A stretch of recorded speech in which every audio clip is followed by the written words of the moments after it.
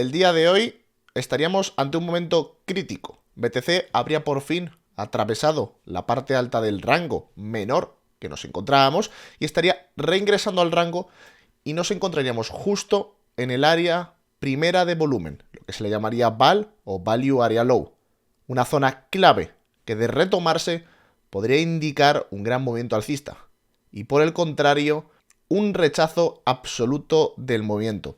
Vamos a plantear el contexto que estaríamos viviendo ahora, después de esta subida que ha tenido los anteriores 2 días bastante repentina, y sobre todo qué datos tenemos por los dos lados, alcista y bajista, para que cada persona que esté viendo el vídeo pueda barajar de qué lado ponerse en este momento tan crítico.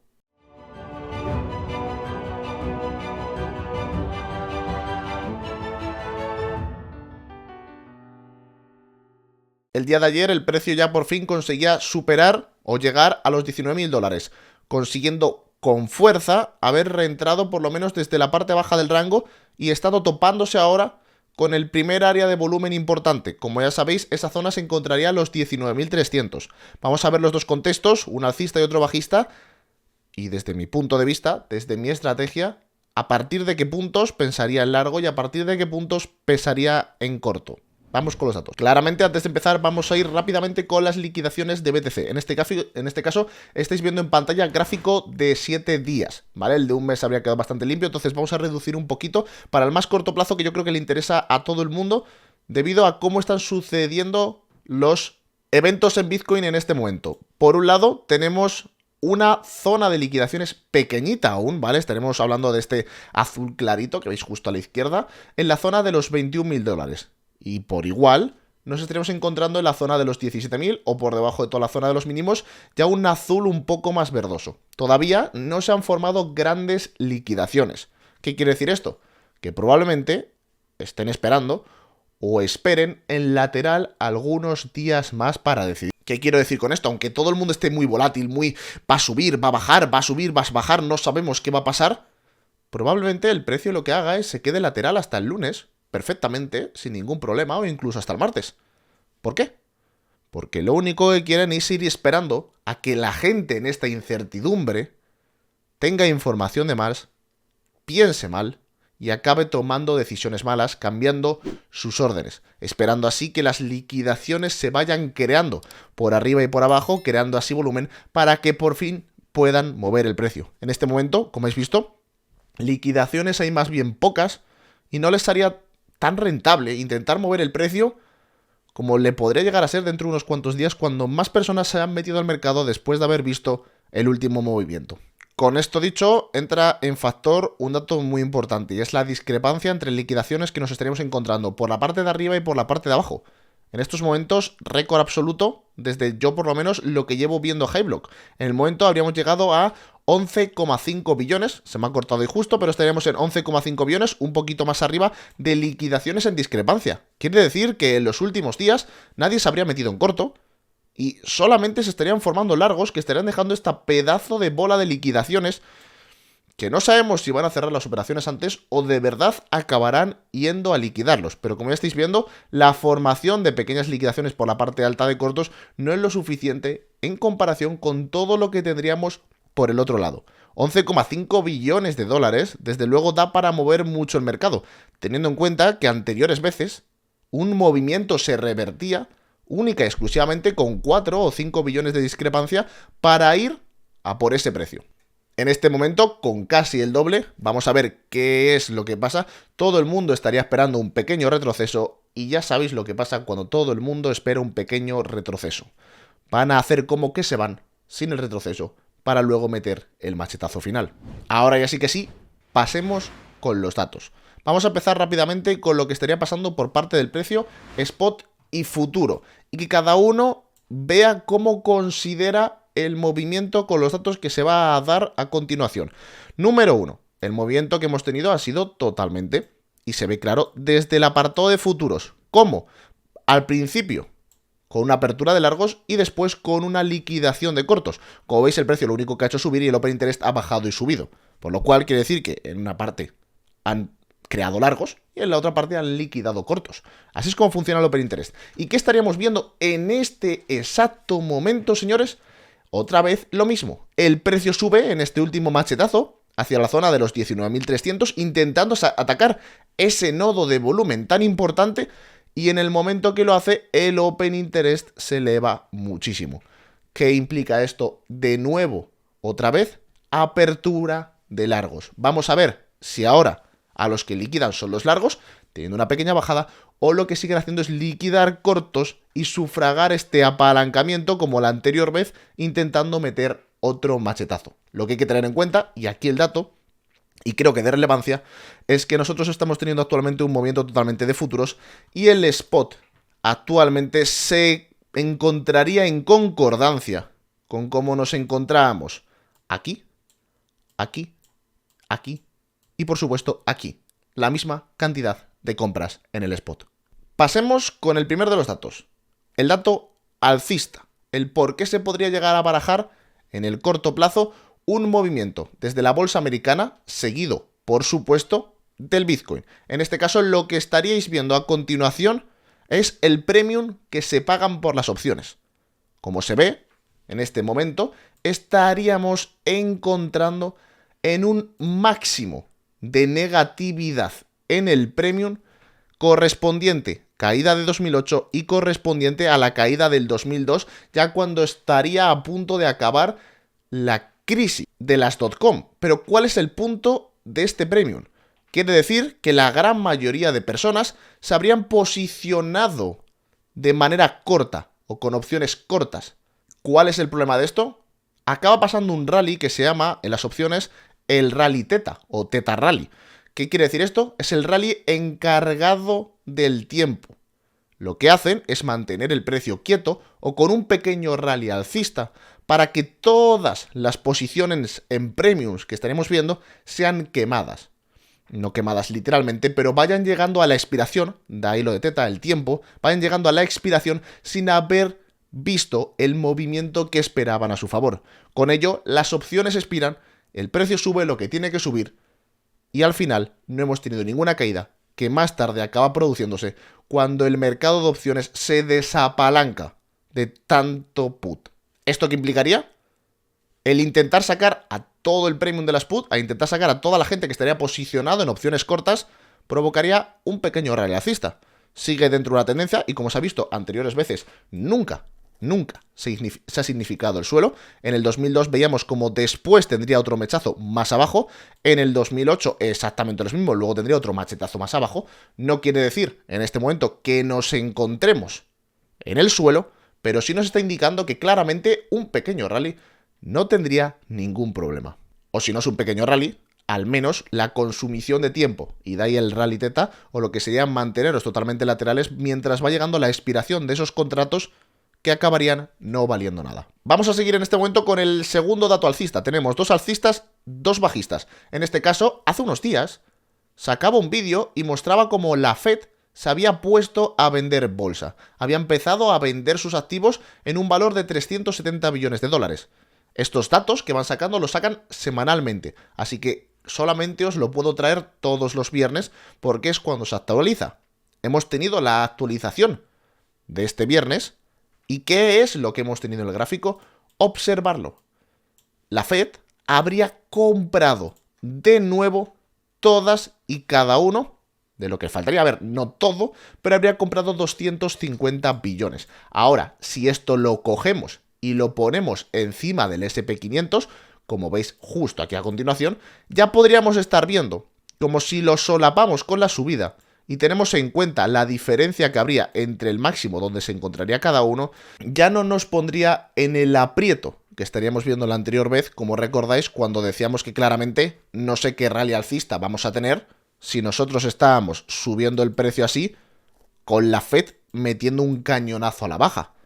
Y como ya sabéis, yo no sé vosotros, pero al menos yo personalmente no voy a ir en contra de la Fed. Ya se ha visto como la correlación que tiene con el mercado es casi de 1 a 1. Lo que ellos dicen que pasa, pasa en el mercado sin ningún tipo de duda. Solamente tenéis que intentar comparar por vosotros mismos los dos gráficos. ¿Con esto qué quiero decir? Actualmente ese miedo que teníamos de que las reservas de la Fed habrían vendido y por ello estaría a punto de cataclismo y de caer el precio, no sería así. habrían recomprado de nuevo, no tanto como el máximo y siguiendo una tendencia bajista clara, vendiendo todos sus activos, pero sí que nos dejarían pie a al menos intentar un pequeño rally. Ahora sí que sí, vamos ya con los dos datos bajistas y que cada uno empiece ya a ponerse de un lado. Con ello, y antes de terminar, voy a dar mi opinión y mi contexto de qué es lo que voy a hacer yo o qué voy a barajar. Así que no os lo perdáis y quedaros hasta el final del vídeo. Y si os está gustando toda esta información, por favor, dejar un tremendo like que ayuda al algoritmo a que nos recomienden a más personas. Empecemos con las noticias bajistas. En este caso lo que estáis viendo es el precio con otra comparación. El precio comparado con el CPI. En él se enfoca el CPI, lo que sería la inflación de Estados Unidos, con el SP500 en las anteriores crisis. Como veis, aquí tenemos la crisis del 2000, la crisis del 2008 y donde nos encontraríamos ahora, que claramente también tiene pinta de al menos meterse en una crisis en algo de tiempo. ¿Y qué es lo que estamos viendo? Las caídas más profundas se habrían provocado en todos los casos cuando la inflación habría empezado a descender. Miradla aquí, podéis verlo en la de 2000 cuando el precio ya empezaba a caer un poco.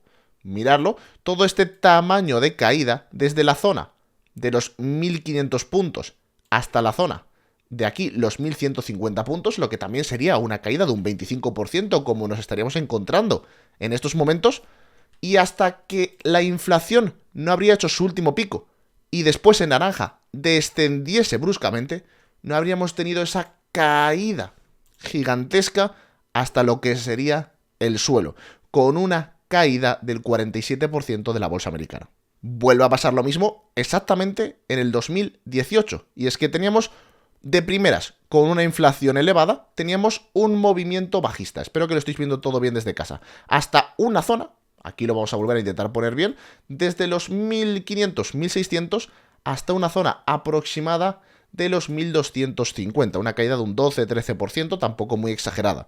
En el momento en el que el CPI, la inflación, llegaba a su precio más alto y empezaba a caer en picado, llegaba a su tope más alto, el precio del SP500 caía un 47% a partir de ese nivel.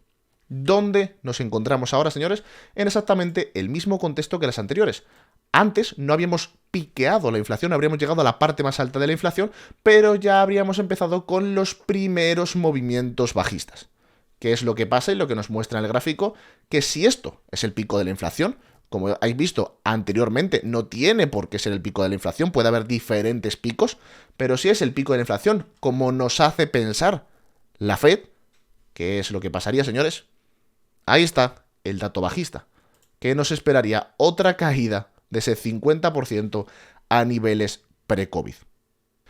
Ahora vamos a pasar, en este caso, con otro dato, los largos de Bitfinex. Como ya sabéis, también es una gráficos que se suele ver en estos canales, en el cual se puede observar cómo estarían operando las ballenas de Bitfinex. Ya sabéis que es un exchange totalmente operado por ballenas, o casi al 90%, en el que se ve sus largos y sus cortos. ¿Y qué es lo que estamos viendo? Que de normal han tenido un timing muy bueno, excepto en algunas ocasiones. Como por ejemplo toda la subida que teníamos anteriormente hasta la parte de los $28.000 de BTC o lo que sería en Ethereum, que ahora mismo no me acuerdo, esta zona alta. ¿Y qué es lo que habría pasado? Habrían cerrado todos sus largos, habría hecho un último pico y ya después el precio de Ethereum habría descendido. Lo mismo podríamos decir en anteriores ocasiones, en este no lo habrían conseguido del todo encajarlo perfecto, pero ¿qué es lo que estaremos viendo? Habrían creado muchísimos largos durante toda esta zona lateral, habrían creado esa cantidad de largos mientras estábamos laterales, y justo ahora que llegamos a esta parte alta, o lo que sería esta tendencia bajista que estaría llevando en diario, nos habrían soltado absolutamente todos los largos, o habrían vendido lo que estarían acumulando durante más de un mes o dos en esta zona, que he sacado los cortos, digo de los largos de Ethereum, para que podáis ver la zona de los $1.200, y cuando nos referimos al pico nos referimos a la zona de los $2.000. Con todo esto dicho, vamos a empezar con lo que sería mi análisis, en el que vamos a quitar todos los datos de por medio y nos vamos a barajar única y exclusivamente en el análisis técnico. En este caso, como ya sabéis, nosotros operamos reingresos en rangos. Y lo que estamos teniendo actualmente sería un reingreso del rango que se confirmaría cuando una cosa pasase. Y es que recuperase su área de valor. En estos momentos, si nosotros vamos al gráfico, ¿dónde se encontraría el área de valor o el inicio del área de valor? Justo en esta parte baja que habríamos superado en estos momentos, que se encontraría aproximadamente por los 18.800. ¿Y cuál es su primer nodo de volumen que tendría que superar para ponernos alcista en el lugar donde se estaría encontrando el precio actualmente?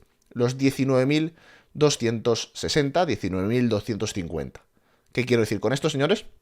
Prefiero quedarme fuera y esperar más confirmaciones que adentrarme en un momento crítico en el que no tenemos todas las confirmaciones que me gustarían y estaremos en un momento de incertidumbre. ¿Qué es lo que estaría esperando yo? Pues si quiero ponerme en largo, que actualmente no hay operaciones abiertas, lo que esperaría es una subida por encima, a una zona de los 20.000 o así, y que luego ya consolidase en los 19.300 sin perderlo. Lo que queremos ver es una subida por encima de los 19.300. Cuando ya tengamos esa subida por encima de los 19.300, entonces podríamos decir con total certeza que por fin Bitcoin habría reingresado en el rango gigantesco que teníamos anterior. ¿Y qué es lo que pasa? Cuando reingresas en un rango, la gente que lleva mucho tiempo en el canal lo sabe, para los que no lo sepáis, ¿qué es lo que pasa cuando reingresamos en un rango, señores? Pues que tenemos una visita a máximos de esa estructura. Entonces, si en algún momento superamos los 19.300 con fuerza, llegamos a esos 20.000 y volvemos a testear los 19.300, estaríamos lanzando una proyección nada más y nada menos, voy a hacerlo más grande para que se vea, hacia la zona de los 24.000 dólares. Claramente, esto es un movimiento muy grande. Estaremos hablando que si lo cogemos sería del 30%.